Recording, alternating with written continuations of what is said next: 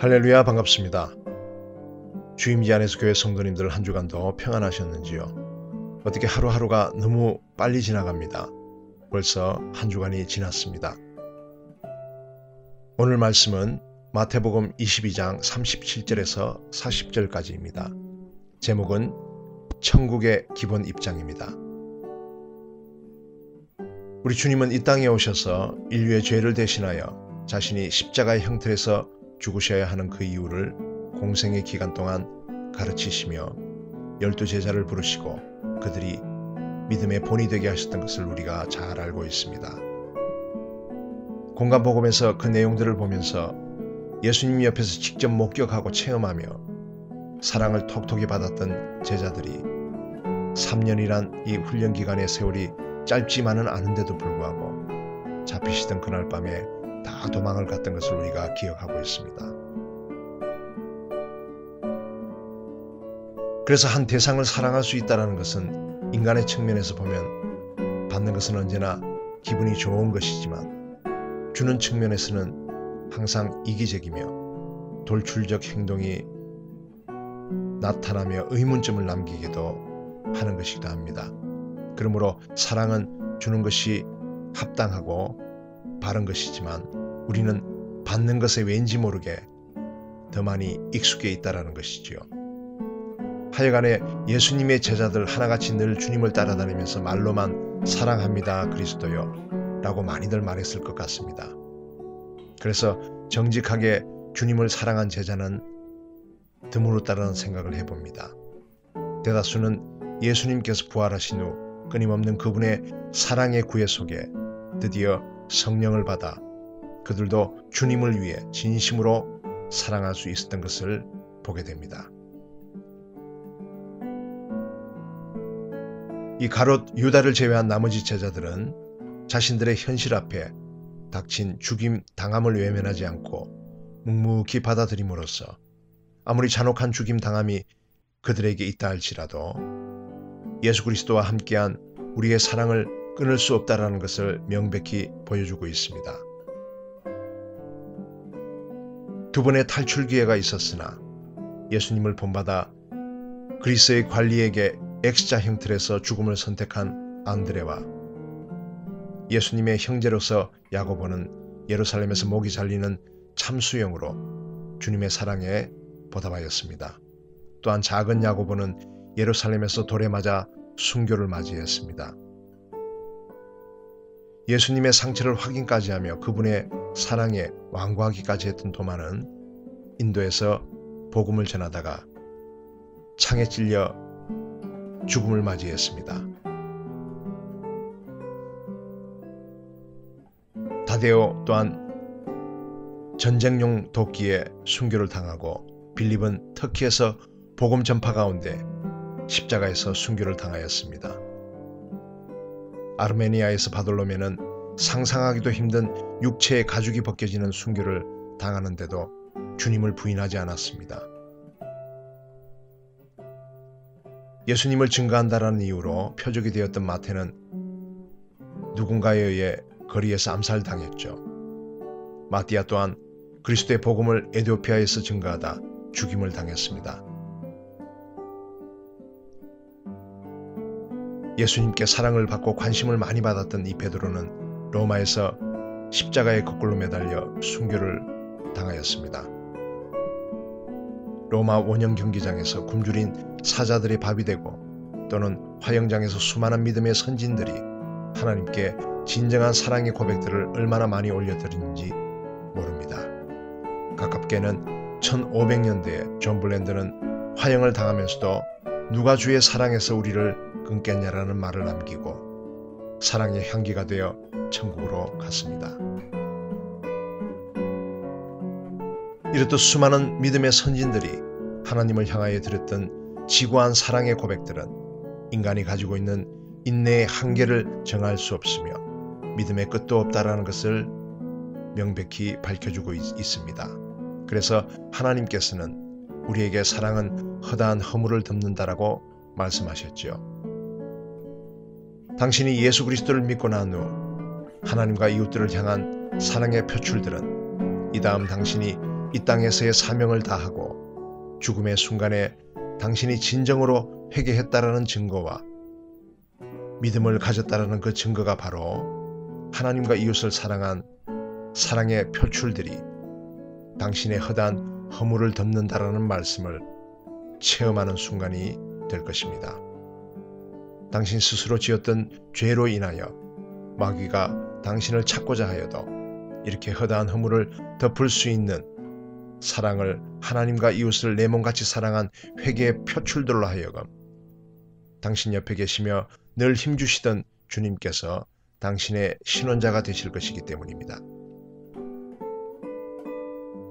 오늘 본문 말씀에는 하나님 사랑, 이웃 사랑에 관하여 비교적 간결하며 명료한 선포를 하고 계십니다.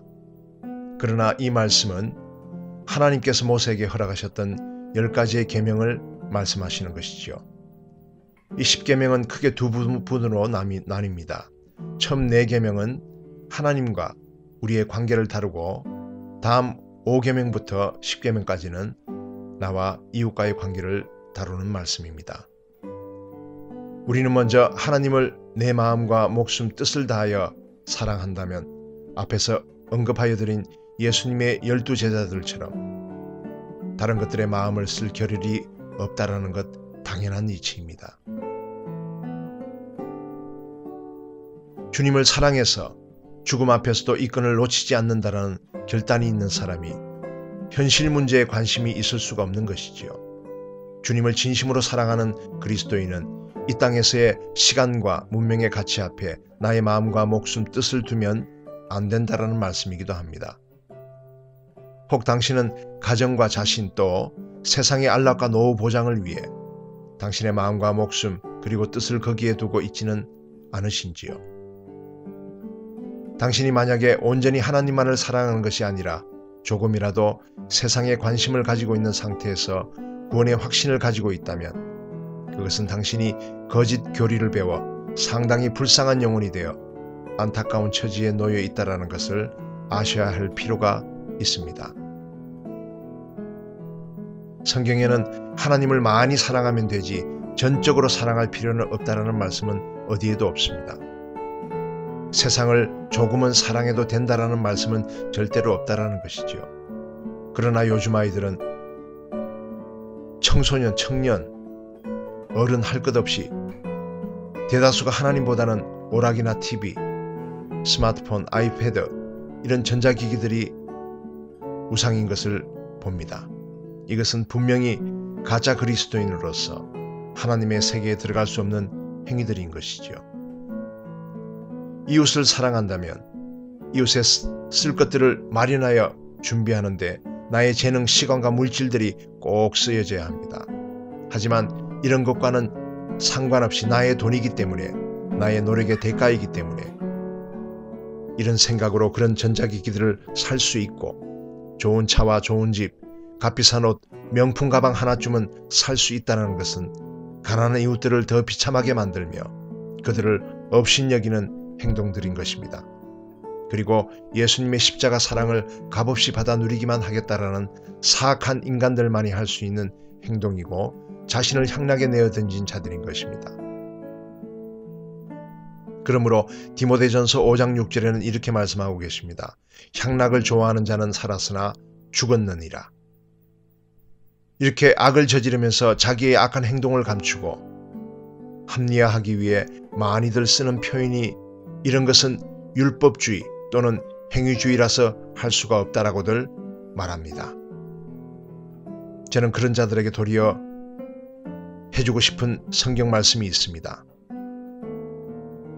고린도후서 6장 1절에서 18절 사이에는 하나님의 은혜를 헛되이 받지 말라고 말씀하시며 그리스도인으로서 무엇에든지 아무에게도 거리끼지 않게 하고 오직 모든 일에 하나님의 일꾼으로 자천하여 환난, 궁핍, 고난, 매맞음 등등 이런 거짓없는 사랑과 진리의 말씀과 하나님의 능력으로 의의 무기를 좌우에 가지고 영광과 욕됨으로 그러했으며 라고 말씀하고 계십니다. 우리가 예수 그리스도의 십자가 사랑에 은혜를 받은 자들로서 하나님의 은혜에 반응하는 것이지요. 우리는 순종할 따름입니다. 절대로 우리가 어떠한 행함으로 하나님 앞에 떳떳할 수가 없는 것은 진리입니다. 하나님의 사랑을 받기만 하고 나눌 줄 모르는 악한 그런 자들은 행위적 모습들만을 생각하며 그 행함이란 단어를 자신을 합리화시켜주는 아주 기가 막히게 좋은 방편의 언어적 도구로 사용하고 있다는 사실을 절대로 부인할 수는 없을 것입니다. 만약에 양심의 찔림이 있다면 진정한 그리스도인으로서 돌이키고 회개해야 합니다. 우리가 진정한 사랑을 실천해야 할 때입니다. 다들 잘 아시겠지만 이 회개의 열매 또한 성경에서는 사랑의 표출이라는 것을 명확히 말씀하고 계십니다. 누가복음 3장 8절에서 14절 말씀하시는데, 그러므로 회개에 합당한 열매를 맺고 라고 하시며 11절에 대답하여 이르되 옷 두 벌 있는 자는 옷 없는 자에게 나눠줄 것이요 먹을 것이 있는 자도 그렇게 할 것이니라. 13절 이르되 부가된 것 외에는 거두지 말라 하고 14절 군인들에게도 사람에게 강탈하지 말며 거짓으로 고발하지 말고 받는 급료를 족한 줄로 알라 하니라고 이렇게 말씀하셨습니다. 하나님을 사랑하는 자는 진정으로 회개한 영혼들이기 때문에 그 사랑은 진정성을 포함하고 있습니다. 성경에서는 하나님을 사랑하는 방법에 대해 명확히 우리에게 말씀하고 계십니다. 요한일서 5장 3절은 우리에게 하나님을 사랑하는 것은 이것이니 우리가 그의 계명들을 지키는 것이라고 분명히 기록되어 있습니다. 하나님과 그분의 피조물 들인 이웃들을 위해 당신의 마음과 목숨과 뜻을 다해 헌신적 사랑의 삶을 살아야 한다라는 사실입니다. 잘 알고 계셨던 말씀이지만 다시 들으니 부담이 되십니까? 절대로 그렇지는 않으시겠지요. 하나님의 계명을 지키지 않으면 하나님을 사랑한다고 아무리 고백하여도 그것은 거짓말에 불과한 것입니다. 그리고 하나님께서는 우리가 하나님만 택하든지 아니면 세상을 택하든지 가부간의 결단을 요구하고 계십니다. 그래서 마태복음 6장 24절에는 한 사람이 두 주인을 섬기지 못할 것이니 혹 이를 미워하며 저를 사랑하거나 혹 이를 중히 여기며 저를 경히 여김이라. 너희가 하나님과 재물을 겸하여 섬기지 못하느니라고 말씀하셨습니다. 저는 교인분들 중에 그래도 우리가 세상에 속해 있기 때문에 세상 것들을 누리며 살아야 한다라고 말하는 사람들을 많이 보아왔습니다. 하나님께서 이처럼 안 된다고 말씀하시는데도 불구하고 된다라고 말하는 당신은 도대체 무엇을 믿는 기독교인일까요? 주님께서는 당신에게 아주 못 박아놓고 말씀하셨습니다. 마태복음 4장 10절 주 너의 하나님께 경배하고 다만 그를 섬기라고 하셨습니다. 그리고 당신의 이웃을 당신 자신같이 살아가는 것입니다. 헐벗고 가난한 이웃들을 위해 당신이 당신 자신에게 하듯 헌신적 사랑의 삶을 살아야 한다는 것이지요. 당신은 당신의 삶을 위해 이웃을 혹 수익 창출의 대상으로 이용한 적은 없으신가요? 그런 재물을 찾기 위해 불법을 하고 있지는 않으신가요? 우리가 사는 북미는 많은 분들이 컨비니언스를 하고 계십니다. 거기에는 사람을 망가뜨릴 수 있는 물건들이 비일비재합니다. 마약을 할 수 있는 도구에서부터 포르노 잡지, 담배 등 이런 것들을 전혀 죄책감 없이 이웃들에게 판매하며 신앙과는 무관한 것처럼 생각하는 자들이 너무 많이 있습니다. 또 교회를 열심히 다니는 진정한 그리스도인 같은 사람이 불법 체류자들을 그들을 이용하여 인력 사무실을 차리고 일용직으로 사람들을 공장에 보내 임금을 가로채고 나라의 세금까지 탈세하며 주일에는 고급 승용차를 타고 교회를 떳떳하게 발을 들이고 거기에서 발생한 돈을 주님 전에 들고 와서는 헌금이라고 내는 더러운 가짜 그리스도인들이 너무 많이 있습니다. 하지만 더 큰 문제는 이런 악한 행위를 하는 가짜 그리스도인들에게 회개를 촉구하는 목회자는 드물다라는 것이죠. 이웃을 내 몸같이 사랑한다면 나의 몸이나 마찬가지인 이웃을 그렇게 잔인하게 악으로 내몰 수 있겠습니까? 빼앗고 훔치고 탐내며 죽인다라는 것은 상상할 수도 없는 것입니다. 내 이웃을 사랑하는 사람이면 내 이웃에게 담배, 술, 포르노, 잡지, 마약, 영혼에 나쁜 것, 몸에 나쁜 것 이런 것들을 팔면 안 되지요. 이것들은 예수 그리스도의 십자가 사랑을 받은 우리가 절대로 해서는 안 되는 악한 일들인 것입니다. 성경에서 말씀하고 계시는 사랑이란 무엇입니까? 요한이서 1장 6절에는 우리가 그의 계명을 따라 행하는 것이라고 말씀하고 계십니다. 우리의 부모들은 사랑하는 자녀를 위하여 목숨도 내어줄 수 있는 각오가 되어 있습니다. 그렇기에 자녀된 도리로서 당신은 하나님을 위하여 언제든지 목숨도 아낌없이 바칠 수 있어야 하는 것이지요. 또 자신과 같이 이웃을 사랑하는 것은 일상생활 가운데 어떤 일이든지 정당해야 합니다. 폭리를 취하고 거짓말하고 이용하고 악으로 내몰면 절대로 안 되는 것입니다. 우리 그리스도인들이 교회 안에서는 믿음의 형제 자매이지만 교회 밖에서는 악마들과 진배 없는 행동들을 할 때가 얼마나 많이 있습니까? 그래서 요한일서 3장 18절에서 24절에는 이렇게 말씀하고 계십니다. 자녀들아, 우리가 말과 혀로만 사랑하지 말고 오직 행함과 진실함으로 하자. 그의 계명들을 지키는 자는 주 안에 거하고 주는 저 안에 거하시나니 우리에게 주신 성령으로 말미암아 그가 우리 안에 거하시는 줄을 우리가 아느니라. 또 마태복음 7장 21절에 나더러 주여 주여 하는 자마다 천국에 다 들어갈 것이 아니요 다만 하늘에 계신 내 아버지의 뜻대로 행하는 자라야 들어가리라. 요한일서 5장 2절에 우리가 하나님을 사랑하고 그의 계명들을 지킬 때 이로써 우리가 하나님의 자녀 사랑하는 줄을 아느니라. 네, 그렇습니다. 하나님 아버지의 말씀 따라 살아가는 것이 사랑의 기본 요소인 것입니다. 오늘 마태복음 22장 40절 본문 말씀에는 이 두 계명이 온 율법과 선지자의 강령이니라고 선포하십니다.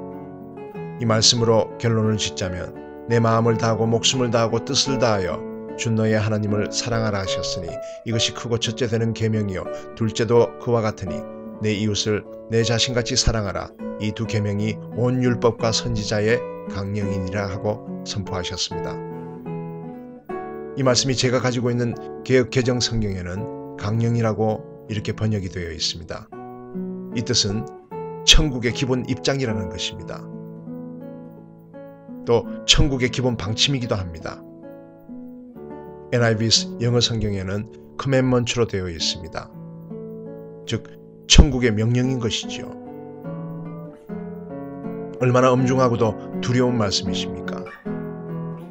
그럼에도 불구하고 혹시 당신은 주변 이웃들이 자신에게 관심을 가져주는 것을 사랑하고 기대하며 성가대에 앉아 찬양하는 자체를 사랑하고 은사사역하면서 일어나는 현상 그 자체를 사랑하지는 않으십니까? 돈을 사랑하지는 않으십니까? 진실된 그리스도인은 우리의 주인 되신 하나님을 내 마음과 목숨과 뜻을 다하여 사랑하며 하나님의 영광을 드러내는 것을 사랑해야 합니다. 또 이웃을 내 자신같이 사랑해야 하는 것입니다. 이것이 천국의 기본 입장이요 기본 방침이라는 것입니다. 꼭 명심하시기를 주님의 이름으로 부탁드립니다. 승리하시는 한 주간 되시기를 주님의 이름으로 축원합니다.